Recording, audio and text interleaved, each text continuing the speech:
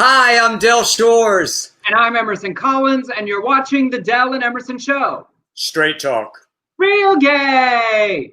Oh, we're off to a good start. Got that intro back. I know, I flubbed it so badly. He's been hurting my feelings daily, telling me what a horrible, horrible co-host I am. I learned from a very good director that I worked under that it's really important that your notes be aggressive and strong to get results. Do not nurture those actors. Just beat them in the ground and they will give you a good performance. That is not our philosophy at at the Del. It's not the philosophy of the new Del Shores studio. Yes, it is not. We have a nurturing place for you to grow. How are you, Emerson Collins? I feel like I haven't seen you that much today. I'm doing okay. How are you? I'm fine. I just, had a little lunch with Mr. Leslie Jordan. Well, I think you were right the first time. Stopped at Gelson's and got us some sandwiches. He texted me and said, bring us those sandwiches. He said, I'll pay for them. I'm rich these days. Oh, I'd happy to do some favors with all expenses paid. Trip to the sandwich shop. So I actually paid. I just want you to know I paid. I said, no, I'm okay. I'm okay. I got a residual today. Oh, good. It was for exactly the same amount as the food, by the way. That's how low my residuals are. That's a free day. Hey, everybody, whether you're watching us on Facebook or YouTube or Periscope, welcome. Tell us hello. Tell us where you're watching from, how you're doing on this Tuesday. Please share the broadcast with your friends, fans, family, and followers. Invite people in to join us as we talk through the LGBTQ news and nonsense. Now, I do have to share, I'm not even embarrassed, but I do have to share that I did lose the end-to-end bodywear jockstrap contest. Now, it's a long shot. Let's be honest. Of all of my blessings, my backside is not one of them. I don't really have an ass. I just have a crack that suddenly appears in my back. And my jockstrap photo was pushing the reality of even being that. But here is the winners, and you'll see why I'm not so bothered. Let's just start off with the hard news. Literally, it was a tie. Now that one on the left, if you go to the End2End website, you can see it unfiltered, but it is very mesh and very visible. His gifts. So I did not win my $100 gift card, and I'll get through it. I am so sorry, y'all. He didn't win that $100. Y'all gonna have to tip big today, so that. I know, because I was gonna buy a bunch of new merchandise. Lord, they ought to, for all the promotion I've done on this show while begging for votes. Right. They should send you at least one new jockstrap. Not that you need it. Really, I'd prefer the swimsuits anyway. That's more my thing. Well, Lord. Before we get, y'all start telling us what you thought of the RNC night one. But I feel like we need to start with a discussion that the George and Martha Conway, Kellyanne and George Conway are gone.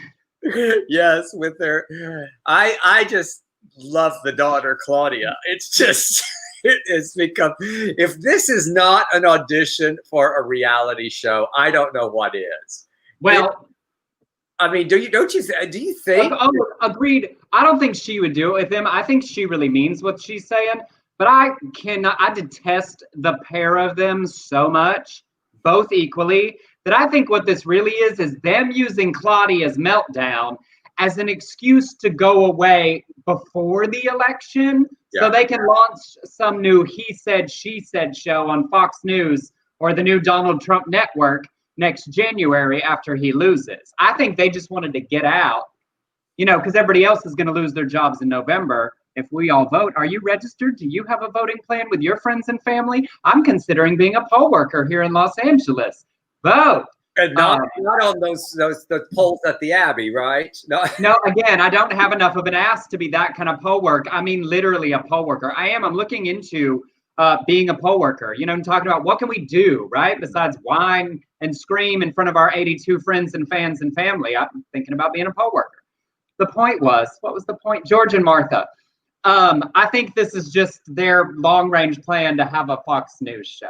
Well, I don't think they're going to go broke. I mean, I honestly, I just can't stand either one of them. Honestly, I mean, of course, when he first started, I was amused and I followed him and on Twitter, and I was like, yeah. But Lord have mercy. Here's the deal about it, and you know, we can make fun and we can celebrate in a way that they are going away, but the accusations that this daughter has made are pretty severe, and if they are true, then this child needs help, and obviously they are horrible humans. So that's lots of reasons. For lots of reasons, but you know, to be accused of like the abuse that she's saying happened is pretty intense. I watched her whole 8-minute meltdown video. I did not. You didn't? No. So, now, what did you think last night? What did you watch? Did you watch it all? I did watch a lot of it. I came in late, muted some people, and before we get to the part I know everyone wants to talk about, let's talk about some other hot lowlights, I guess we should call them. First of all, just the parade of nation states, you know, the voting, the string of middle-aged paunchy white men, you know, given their votes state by state. Just thinking about that compared to back when we had all those delightful representations of the states in the DNC last week, including this one we didn't even talk about with Judy Shepherd for Wyoming. Yes. But all those white men just giving their votes. And then nurse wearing. Can we talk about nurse wearing? Was that a rule? No swearing? Or nurse wearing? Her no. Character from Sordid Lives, the series, played iconically by Catherine Bayless. Did you not see her? Amy Ford, the like Mississippi, where she was from, Dolezal-faced. I did. Nurse. I just missed the reference. I thought you said no swearing, and I was going, oh no, because someone. No, she was talking, and I was like, Catherine Bayless is killing it, but why is she there? Yes. Well, I think the standouts, if you will, were Donald Trump Jr. and his new girlfriend, Mrs. Gavin Newsom, or the ex-Mrs. Gavin Newsom, that Kimberly Guilfoyle. I was just like, darling, you need me. I could help you. I could help you to bring in that performance. Just bring it into a more reasonable and honest. It was. I have never seen anything so over the top in my life. It was ridiculous. And you know, I watch CNN. I'm a big junkie, and I don't know if you know the commentator Alice Stewart, who is actually a Republican, and she said, "But what's so interesting to me about it is it was pre-taped. Nobody said let's take two and let's make it work." Oh no, they watched her do that and said that's exactly what we want to send out. They said, yes, that's great. It was weird. We watched Evita again this past weekend, and I was like, this is that. This is just the former Mrs. Gavin Newsom doing Evita in front of entirely too many flags. That's set. You know, as Coco Chanel once said, I was like, the more flags doesn't make you more American. Somebody should have told them that. Did it? And then Donald. So there was a lot trending about cocaine and Adderall with Donald Trump, and I hate, but like that's tacky. Like don't like if you don't know, like don't talk about drugs. Like we can be better than that. Yeah, that I agree with you. I did not. He's terrible. Like that's enough. He was awful. He was awful, and he did. He didn't look well to me. He absolutely had some unwell eye looking problem. So, but I don't know what that is. But back to Kimberly and Gavin. I love how many people didn't know that.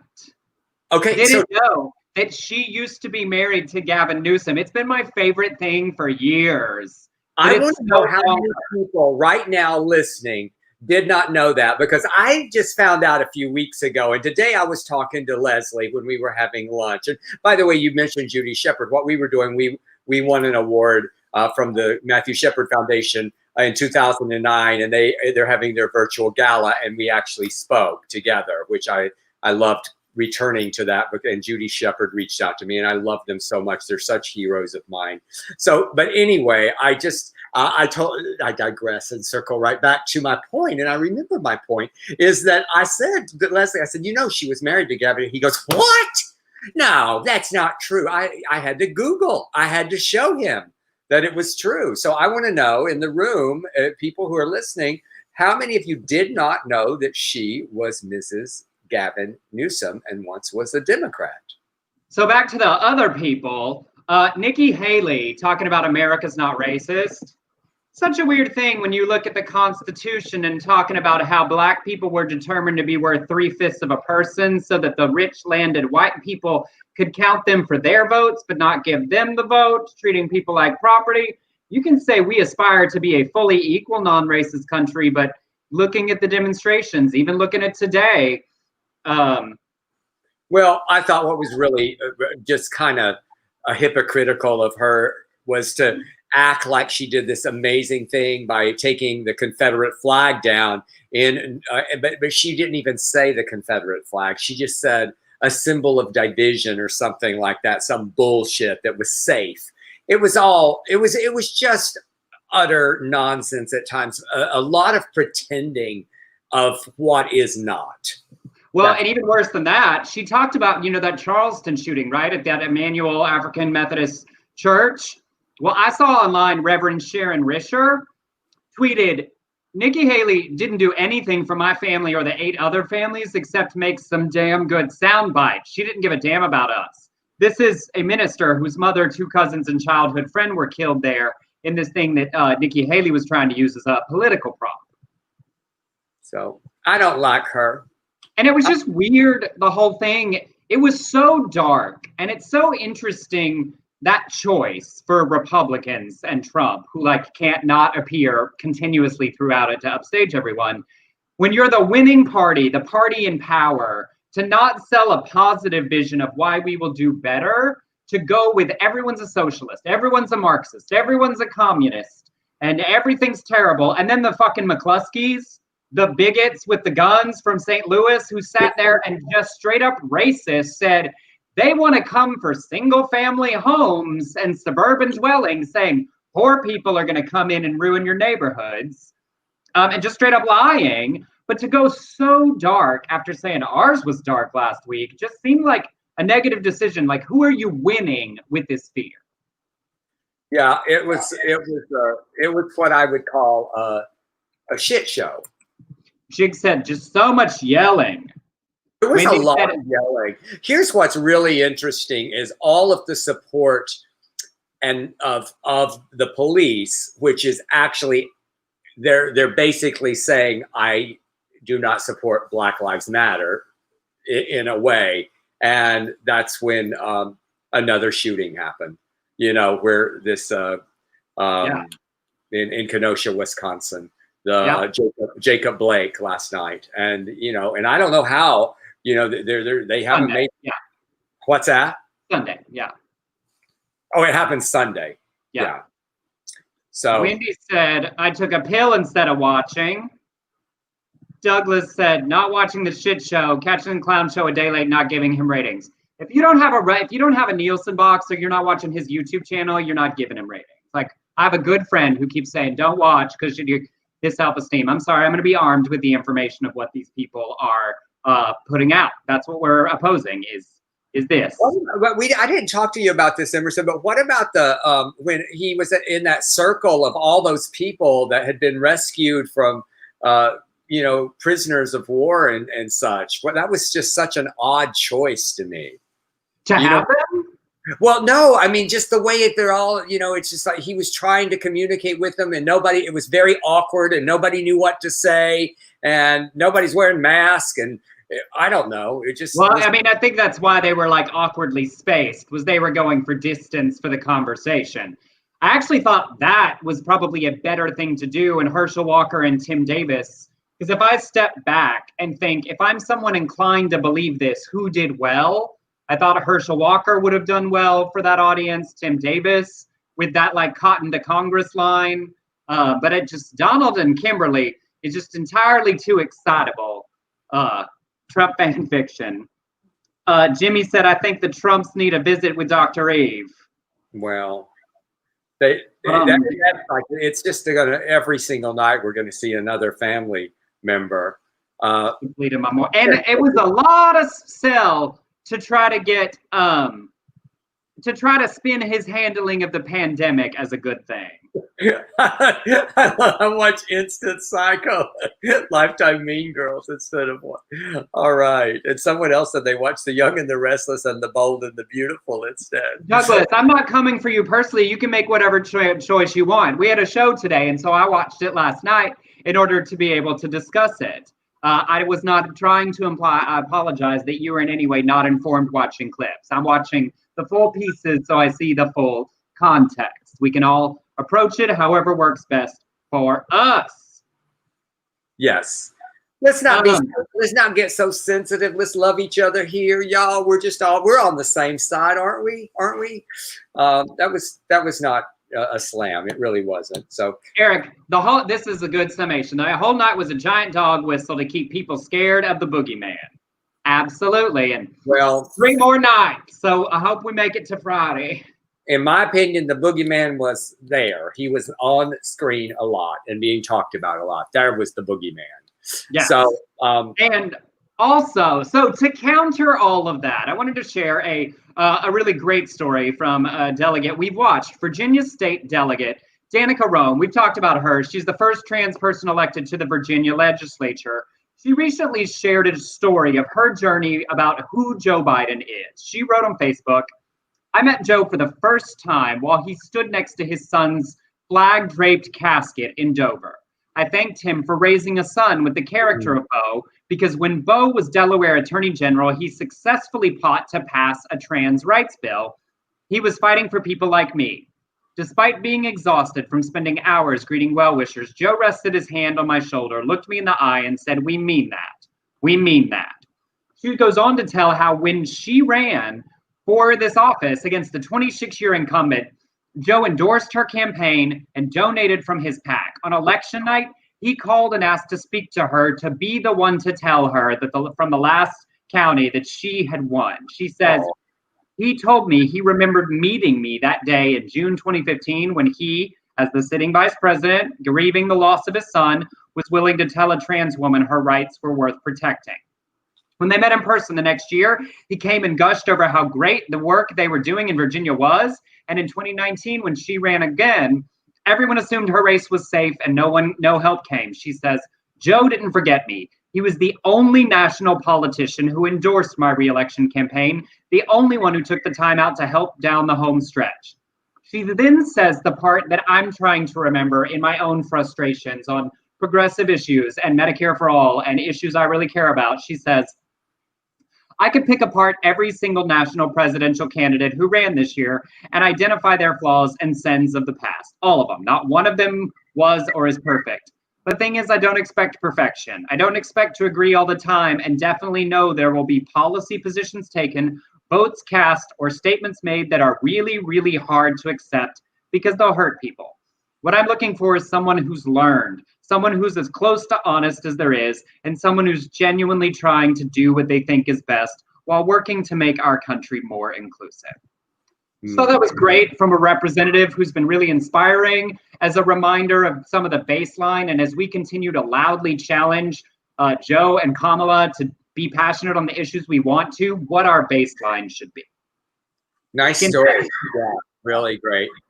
And in news that we are all just jumping up in joy, just like, yay, Jerry Falwell Jr. I was so excited for you personally. I thank you for always throwing me these stories. So, you know, I hate to celebrate anybody's demise. I just hate it when someone comes toppling down that evangelical mountain. But as you know, Jerry Falwell, his shit has hit the fucking fan.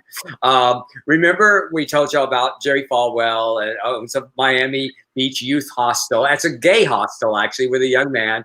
On Sunday night, Jerry Falwell put out a 1,200-word statement, including the following revelation about meeting him, taking his real estate advice, and owning the property together before admitting.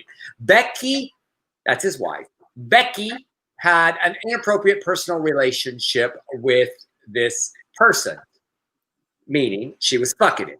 Something in which I was not involved. It was nonetheless very upsetting to learn about. After I learned this, I lost 80 pounds, and people who saw me regularly thought that I was physically unwell, which in reality, I was just balancing how to be more supportive of Becky. Becky and I forgave each other because while her indiscretion may have been more obvious than apparent, I realized that there were more important, smaller things I needed to do better too. Then he attacks the man, saying, "We extended the spirit of forgiveness to this man with respect and kindness. We got to know his family," as you do, you know, when your wife is fucking a young man, you get to know his family. Of course, reunions and things. Yeah, you just go, that's how to deal with this. Get them over for barbecue. And other loved ones. They shared and confirmed to us that he has been periodically demonstrating emotionally unstable behaviors with some destructive tendencies. We believe that he may have targeted other successful women in similar ways. Eventually, he began threatening to publicly reveal this secret relationship with Becky and to deliberately embarrass my wife, my family, and Liberty University unless we agreed to pay him substantial monies. It's like living on a roller coaster. Now, the reason he revealed this Christian-esque filled nonsense is because yesterday morning, Reuters dropped a bombshell interview with receipts from this young man named Giancarlo Granda. Granda says he met the Falwells working as a pool attendant, the pool boy, we know this, at the Fontainebleau Miami Beach Hotel, March 2012. Granda said in an interview, "Becky and I developed an intimate relationship." I was fucking her. "And Jerry enjoyed watching from the corner of the room." That Jerry Falwell likes to be cuckolded just warms my heart. Good for him. He said their liaisons were frequent, multiple times a year. The material Granda showed Reuters includes screenshots from a FaceTime conversation he had with the Falwells. During that call, Granda said Becky was naked as the two discussed their relationship while Jerry peeked from behind the door. Oh, the visuals, y'all. As you can tell, I am in heaven. Granda also, thank you, Emerson, for that. Granda also shared an audio recording of a conversation where Becky complained about Granda saying, "He's like telling me every time he hooks up with people, like I don't have feelings or nothing." Jerry then chimed in, "You're going to make her jealous." "I'm not trying to do that," Granda replied. Oh my God, we could do a three-character play, Emerson. You could play Granda. Granda denies any to extort money, saying he was seeking to negotiate a buyout from a business arrangement he says he had with the couple. So as y'all know, Jay Falwell, I did not get to see his anything on Twitter about him because he has blocked me. Now, I got blocked from Jerry Falwell's account on Twitter because I tweeted this to him when this first time the pool boy story broke. I said, "Hey, Jerry Falwell, if you need a screenwriter for this sordid story, I'm your guy. And I'm already thinking of titles. The Trinity and a Threesome. The Evangelist, the Wife, and a Pool Boy are my favorite," which actually a fan was the one who contributed this. Bible Humpers. So there you go. That's what got me banned. Oh, good. Blocked. I love this so much. First of all, let's be real clear. I don't care how you like to have sex, who you like to have it with. If you like to watch your partner, spouse, friend get fucked by anybody and everybody in the neighborhood, love that for you. It's the hypocrisy, just to be clear. It's the judgment. It's the bigotry. Although Ken pointed out, every cuck video I ever saw, they got fucked, just saying. You know, he did not seem to implicate Jerry. But here's also what makes me angry. Becky, that letter he put out first where he said she had an affair, I knew nothing about it, but I realized I wasn't meeting her needs and maybe that's what drove her to it, that he sat her down and said, to save my reputation and our career, you have to take the fall for this. So not only did you gather this poor boy, start a business venture with him to make your wife happy, and then in the background saying, oh, you're making her jealous, and then blamed it all on her, like you're a misogynist on top of all your other shit. There's videos that say this. I love the way someone did not help him with this statement, because I like it when he said, I realized there were important smaller things. You stay away from those words. Stay away from those words, Jerry Falwell Jr. See, if you had not blocked me, I could have advised you.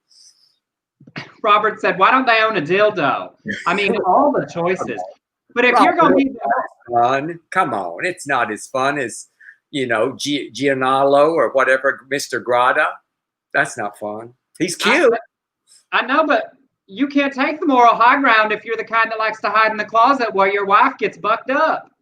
No, I know. It's truly, it's all, I think it's worse than, remember when Jimmy Swaggart went down because he was watching through a window, he was hiring people to get fucked and all kinds of shit. So it's always fun to see some hypocritical, anti-gay asshole, Trump-loving asshole go down.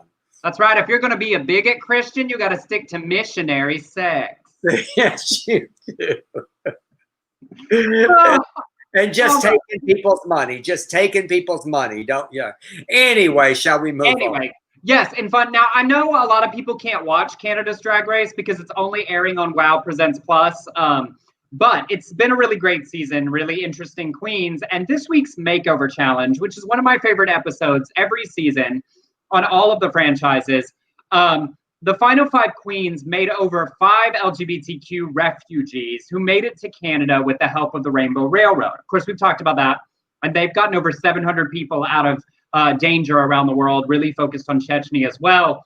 And the stories they told and watching the queens work with them was so heartwarming and a reminder sometimes of how we get snippy with each other in our communities over bullshit because we live in pink bubbles where we can afford to, of what's at stake for so many other in our community. Elton was from Jamaica.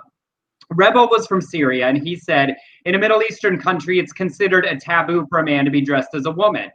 Husbands, Rainier and Eka from Indonesia, said, there were police raids on private residents. Even for me and Eka, we had to move 4 different places. Every time there's a group of police downstairs, we have to flee through the emergency exit. People finding out who we are, they send us texts telling us to kill ourselves. And Dennis from Uganda said, for me, it's easier if the people attacking me are known to me. For example, if the police are beating me up and arresting me, I don't care because I know I have a record. But when the people following you and attacking you are anonymous, they can make you disappear and there's nothing you can do about it. Since I left, everything has been going from bad to worse. 4 people I know have been killed. And just 2 weeks ago, 125 people were arrested just from going to hang out in a gay-friendly bar.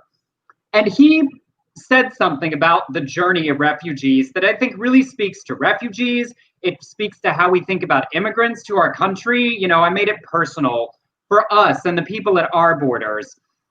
He said, when you see someone moving from one country to another, it's most likely the hardest decision of their life.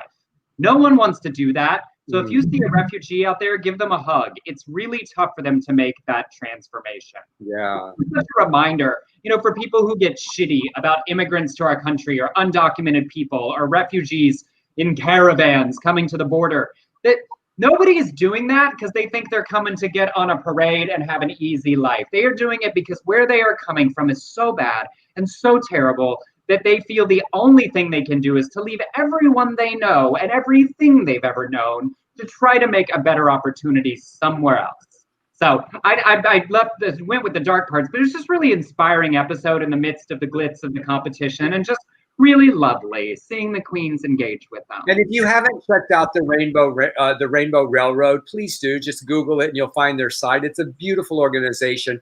I've supported it through my work before by donating auction items and such. And they just do wonderful, wonderful work. And you're right, Emerson. I mean, can you imagine the fear of the unknown? I mean, Yeah. you know this horror and this, but then the fear of the unknown. It's like, what is there and who is there for me? Anybody? Is anybody there for me? And it breaks my heart. I've had so many people that have worked for me over the years and with me over the years who have actually had to leave their children just to come here to support their children, sending those checks back and doing all of that. And I'm not talking about, you know, a gay issue here. I'm just talking about a human issue. But we need to really open our hearts more and listen. And if you've ever been a part of any of that bigotry that supports that, oh, I'm so mad because they're coming to our country, just go back a couple of generations to your own family. And it was so shameful too, is that Canada's working actively to help all the refugees that America's turned their back on. And that's what I thought watching. You know, Anastasia, who was one of the queens, talked about how easy it was for her to get to Canada from Jamaica. And the Rainbow Railroad takes them to Canada because it's easy to get them there. And we have made it so hard. And this administration is continuing to make it harder for LGBT asylum seekers and refugees of all kinds. So, yeah, Rick Grinnell, who says, oh, the Trump administration is the best administration for our community. Again, just lies, lies, lies. All right. All right. We've reached the halfway point of our show. And of course, we bring you the news and the nonsense and try to find stories that are important and stories that will entertain you. And it takes a good bit of work. So if you want to support us in that effort and you've donated to the Rainbow Railroad and the candidates in the Senate that we need to flip and everything you can think of and still have $1, $5, $30, $100 left that you want to send us, you can send us a tip on Venmo at Emerson Collins or to PayPal, beardcollinshoresproductions@gmail.com. It's in the ticker below, and we appreciate it. Yes, we do. I say amen. Yes, we do. And speaking of amens, the next story goes right back into evangelicals and bigots. So y'all know who Bryan Fischer is. He's one of those bigots that you can always count on, formerly of the American Family Association. He reminds us how strong the Republican anti-LGBT contingent, I'm sorry, I can't read, is when he tweeted saying, former director of national intelligence, Rick Grinnell, oh, he's back, Rick Grinnell, a crusading homosexual, is leading the drive to change the GOP platform at the RNC so it will repudiate man-woman marriage and affirm homosexuality and transgenderism. Call your representative, and both senators, both of them. However, it was interesting to watch how all the people responded, and it wasn't all on his side. And they said, "You need to let it go, asshole." Treat responses from the Republicans This is Republicans, y'all. Said Grinnell is not a crusading homosexual. He is a patriot who happens to be gay. Well, that's probably true. It's he's certainly loyal to the RNC. It's important for all Americans who love their country to know there is a place for them in the GOP. Your position is what hurt the GOP for decades. Newsflash: the Bush, McCain, Romney GOP is over. Donald Trump has set the GOP free from itself and reminded us that patriotism, small government, the 1A, is that right? And an economy. The First Amendment? Oh, the First Amendment. I don't know what these are. And an economy controlled. He gets this in advance, y'all, just to be clear. I do. And I did read it. An economy controlled by the people is what we stand for. Get bent. How many of you would know if it just said 1A on your notes? 1A. I thought it's so weird, but we had time before the show where any questions could have been asked. Okay, let me finish these tweets. You are exactly what's wrong with the GOP. Screw you. How appropriate is that? Thank you, sweet baby Jesus. That religious right has lost a lot of power in the party. The future is a big tent. Stop trying to banish a group cause you don't believe like them. We can all get along. Surely the Republican tent is large enough for anyone who wants to be there. I will and tell them to remove the man-woman marriage from the platform. we've moved on as a party, so should you. So I think the good news here, I'm trying to figure out what the good news is, but good news here. There are people in the Republican Party who are trying to fight on our behalf. And we have talked about that before in churches. We need those people in there to fight, and that's what they're doing against him. He is another person who has banned. This is not kind of good. This is really good. We have to be able to acknowledge where good work is done. I mean, this is every tweet underneath this is a string of Republicans saying you and your bigot backwardness is not what we want. And I was blown away. I mean, we have talked about how much you have to hold accountable. I have not seen that before. It was amazing to me. I mean, obviously, we're not fans of Rick Grenell. And of course, like, they're supporting him because they like that stuff. But like, that is vocal and what we've asked for. Yes, there are some untruths in them, that like Donald Trump has set the GOP free from itself. I'm so sorry, y'all. It's Amazon is at the door or something. I don't know. In my girls. The Chihuahuas are on patrol. But Bryan Fischer, I've not loved him for years. I cannot stand him. And I don't know. I saw something in the room a while ago where Douglas Gildow said, and then this guy named Jesus came along and upended my money changing tables. And I think he was talking about Jerry Falwell. But I think that's exactly appropriate. I many times tweet to these people, like, Jesus would slap the shit out of you. This is not who that you say you're representing Christ, but you are a bad representative. So anyway. And I got bad. He also blocked me on Twitter. And he blocked me. Like, and there it is. But it's important we acknowledge when work is being done, that is what we have asked for. So we don't have to agree with the whys, but holding bigots accountable. Otherwise, we become those people who don't acknowledge, anything ever. All right. Well, I've told y'all before, this is just quick and silly fun. I've talked a couple times on the show how I'm obsessed with the story of the Druitt Barlows. They were that British couple considered the first gay dads when in 1999 they won the legal right to be named both as parents to their twins, Saffron and Aspen. First time a same-sex couple appeared as official co-parents in the UK. Now, they divorced after 32 years of marriage. We told you that story. Then Tony started dating Scott Hutchinson, the 25-year-old ex-boyfriend of their daughter, Saffron. Then the two announced they were expecting a child through a surrogate. Well, this weekend, Tony confirmed on Instagram that he proposed to Scott during a family vacation to Croatia on a yacht, and Saffron was there being supportive. He posted a video of a boat deck covered in rose petals and tea lights, said, "What's happening here tonight?" And it ended with the most obnoxious diamond ring at the end of it.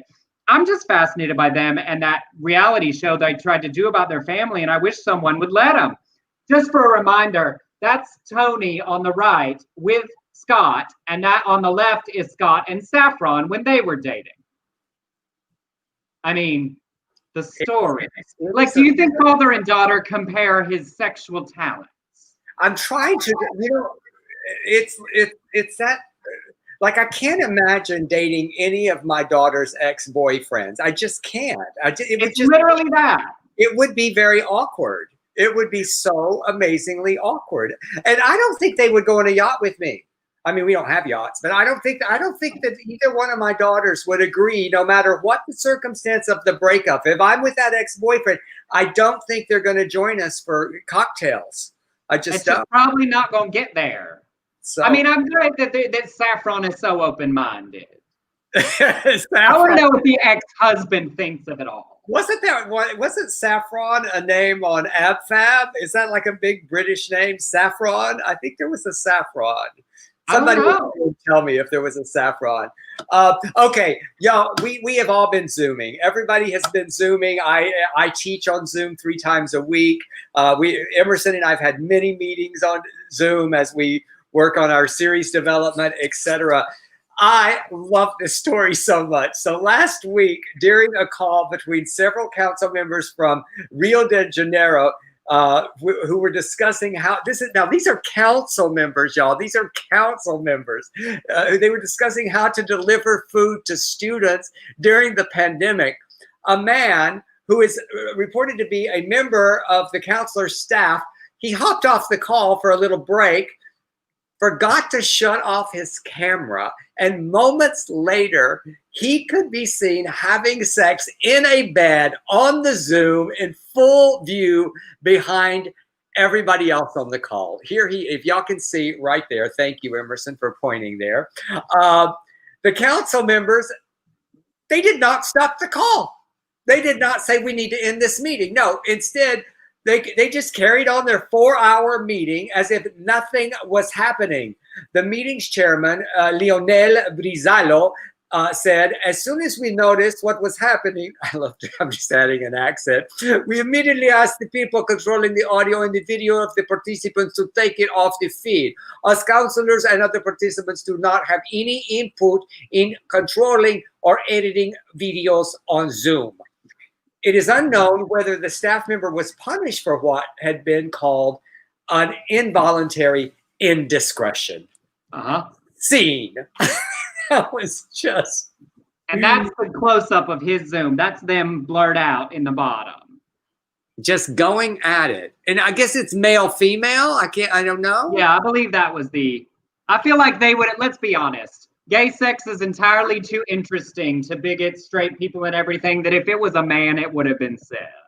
It would have been said, and they probably would have ended that 4-hour meeting. I gotta be honest, I've been paying a lot more attention to the meeting if that was happening. Well, I do, because I host those meetings. You can just, stop their audio and stop their video. So nope, I'd have spotlighted it and then just for a minute. Oh, I'm sorry. I hit the wrong button. Then you pin the video for a half hour. You just pin it and then spotlight it. And you go, lo siento mucho, pero un momento. Just needed that moment of afternoon delight right in the meeting. Popped in to give his bullet point and then went to the back to give a bullet point back there too. We need to know more about this story. I want to know if the guy still has his job. I want to know so much more. They said yes. Saffron was the daughter on Afron. They called her Saffy. Right, I was right. Thank you.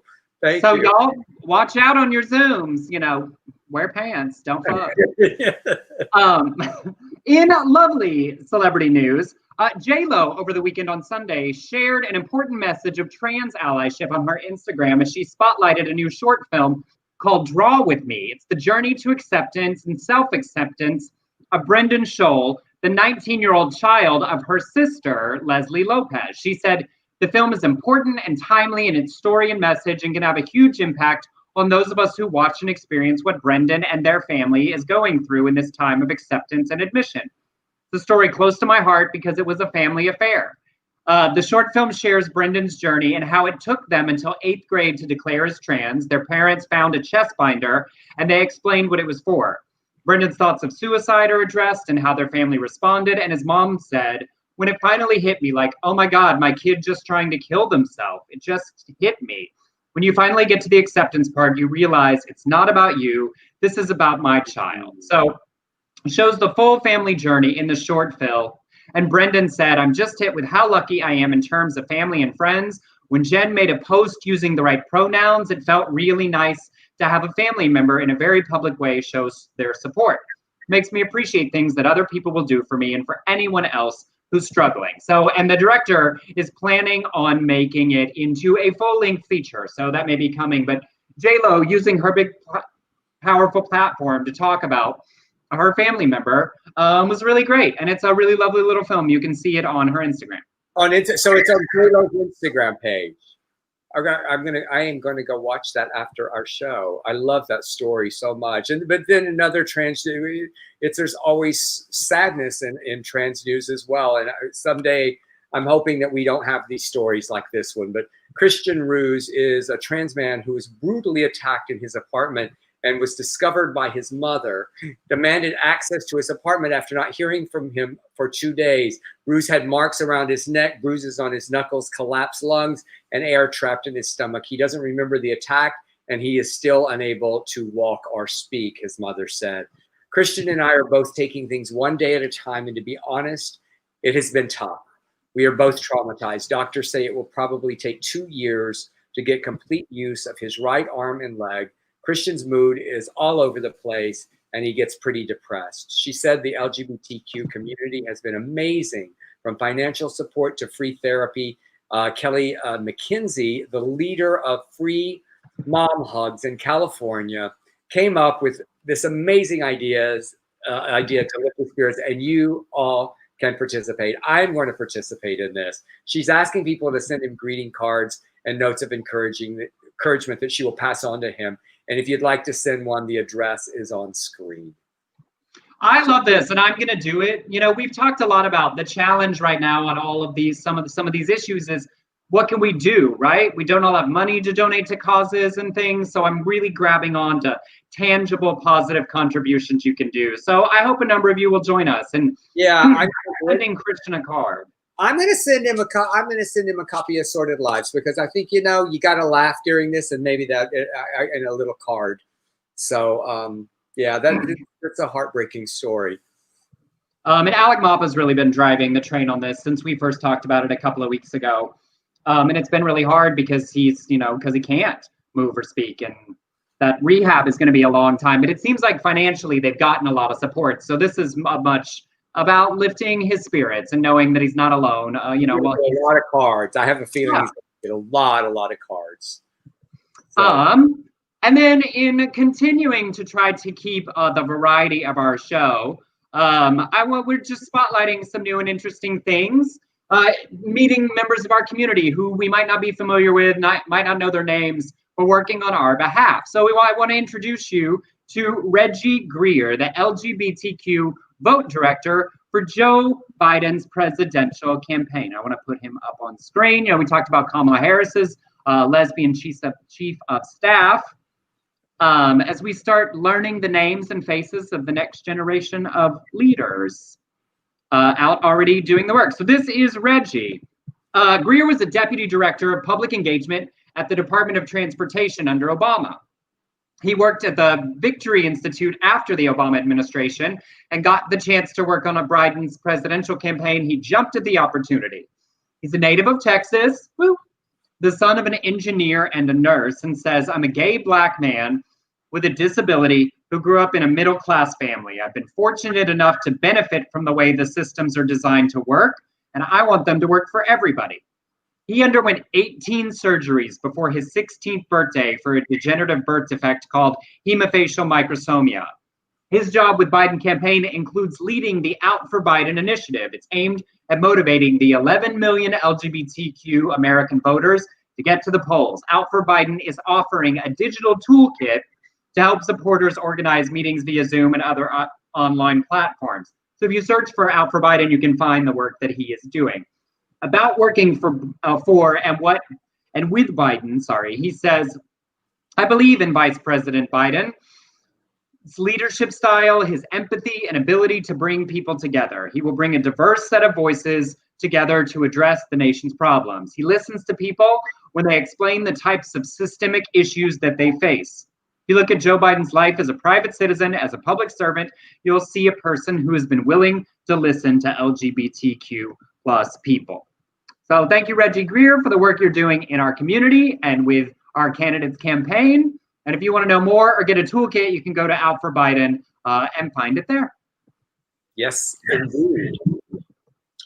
I've just been trying, on my own, right, to learn more names, learn the names of LGBTQ candidates, learn who the people are in our community doing the work. So I thought it'd be fun to share some of those.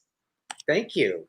And also, if we do one more story about a Karen in a mask, I'm gonna shoot myself in the dick. If it's a good one, if it's a good one where I can do a little monologue, please. Well, of course, the performance art is different. Yeah. Well, here's another assault that happened. This is an interesting story. Justin Morissette, the host of Sportsnet 650, was on his way to a date Saturday around 7 p.m. when he saw an anti-gay evangelical bully rally in Vancouver's West End. It's the city's LGBTQ neighborhood. When he tried to stop them from broadcasting what he says was religious hatred, over a public announcement system. Morissette said one individual turned on him and began assaulting him. He tweeted about the incident saying, "They purposely broke my leg for the trouble. I don't know why I did this. It just felt like the right thing to do, and no one else would. I'm going to have metal plates in my leg for the rest of my life." His roommate, J.D. Burke, said he heard that what was happening from their house. He sprinted from their place to the corner where his friend was, and it's when he got there, it felt like it all just happened in like one basic instant. Justin goes to turn the volume down on the monitor of the hater, and they block him. I can't stress it enough how loud their setup is. So that tug of war for the microphone turned into the preacher judo slamming Justin to the ground. Justin said his left tibia and fibula were both broken, and his knee had been dislocated. He will require physiotherapy and rehabilitation. He tweeted, "My leg is super fucked up and that sucks. But the violent man who did this to me would have done it or possibly much worse to someone else down the line, and he would not have been arrested, but he got arrested tonight. I have prevented him not to harm someone else that I will never know, and they won't know I did it either. Do not allow yourself to be a passenger to someone else's abuse. I am in excruciating pain, and my knee is incredibly mangled, but I would feel worse if I knew I saw that and just went home and minded my own business. Don't let the bastards win." Police did arrest the two of the street preachers and said they could face charges of aggravated assault and mischief. It's an interesting story to me because there was aggression on his part. But the retaliation was unwarranted. I mean, I could see myself doing that. You could see me doing that. Well, I actually love, I love that. I've talked about it before. Do not let yourself be a passenger to someone else's abuse. I think about my own journey in life. I probably would have been a stand back, call the police person in seeing bad situations occur. Thinking about now we've got Black people and people of color worrying about police being called in situations for them. Engaging on behalf of someone that is in danger over your own fear. I'm trying to take the challenge of that. I mean, obviously, don't jump in front of somebody's gun and don't do more than you personally can do. But I like that. I'm liking that, feeling like engaged. As a white person, if I see a Black person being harassed, stepping not into a gun, but stepping up to be an accountability presence, in situations so that someone doesn't continue abusing other people and other things, I think also, Emerson, for me, what struck me and made me feel so much empathy here is because I've been in those situations where they come to our neighborhoods, they come to our events. That's where they were. This was the neighborhood in Vancouver. That's what I'm saying. That's exactly right. And so I have the photo. You can find it online where my response was these bigots here in West Hollywood during Gay Pride. I got a big sign that said, "Where's the rapture when you need it?" And I marched in front of them and then made out with my ex-husband in front of them while they were doing it. I didn't take their megaphone and throw it to the ground. I was one step away, though. One step away. And I have, at a Gay Pride where I was a Grand Marshal, I have gone right up to their faces and screamed Bible scriptures right back at them in an aggressive, verbal way, not in a physical way. Look, I don't come to your church and slap your bigoted ass out of your pulpit. Don't come to my house and slap a dick out of my mouth. If you're in our neighborhood, it's our space. We're not in your church. Well, if you go on TMZ, you will, since we talked about Leslie Jordan, you'll see about when someone came and said the word faggot in Starbucks in West Hollywood. He threw a glass of tea in the guy's face and he said, "Not in my house." Yeah. Such a great one. I love that. Leslie always says, they said it was hot coffee. It was not hot coffee. Was not. It was tea. It was iced tea. I did not drink hot coffee. Yep. And then to wrap it up, a lovely, light and fluffy little thing. 2 lesbian penguins at the Oceanographic Aquarium in Valencia, Spain, are the proud parents of a newly hatched chick. Electra and Viola incubated and hatched an adopted egg and are now raising the cute little penguin all on their own.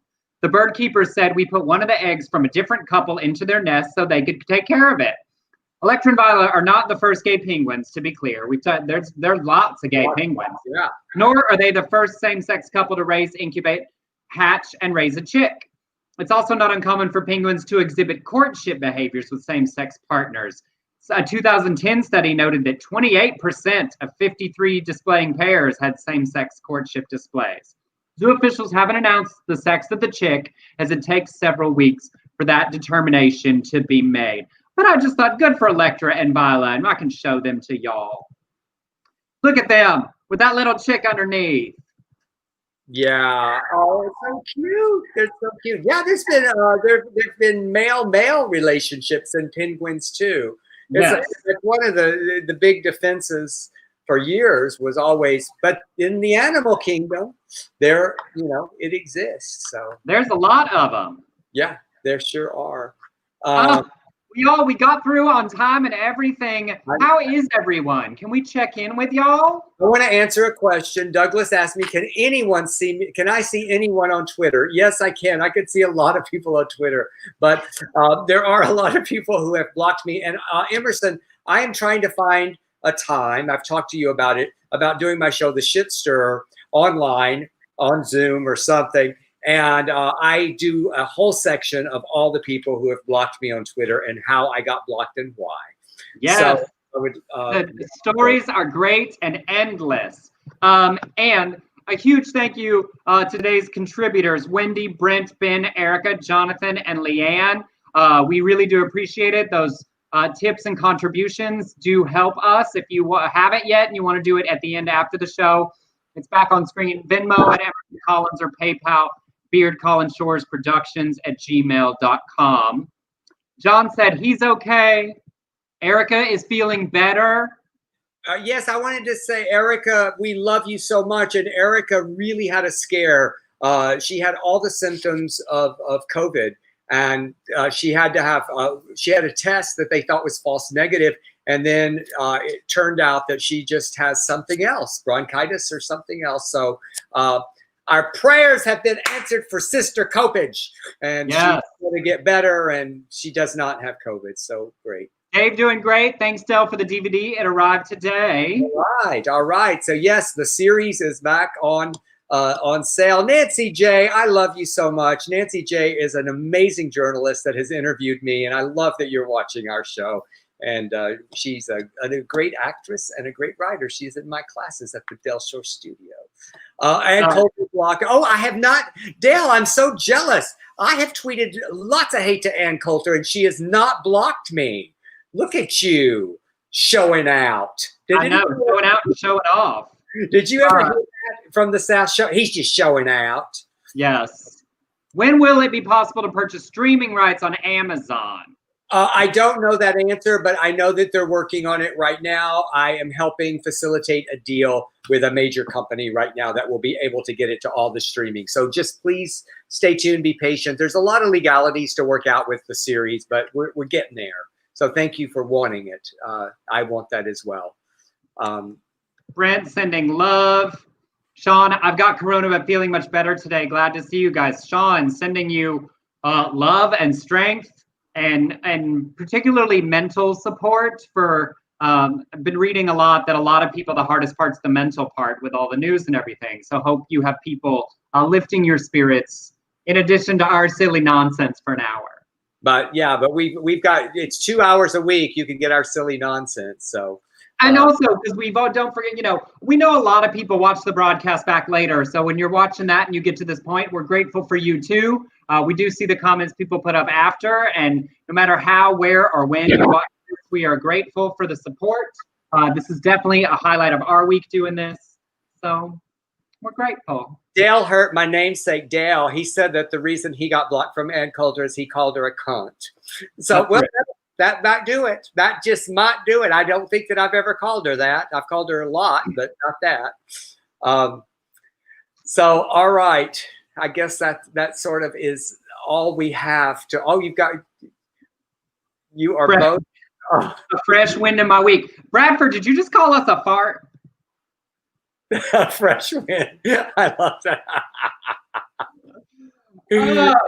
All right, y'all. Well, whether you do or don't watch, we'll recap the highlights or lowlights of the next 3 nights on Friday. So we will see you all back then.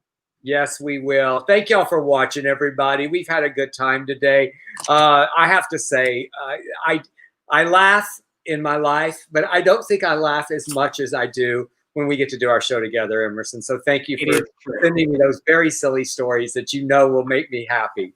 It's also because I'm the best version of myself when we do this, and the rest of the time you're stuck with the regular old version. But so appreciate it, y'all. We will see you. We're grateful to y'all. We'll see you later. Bye-bye.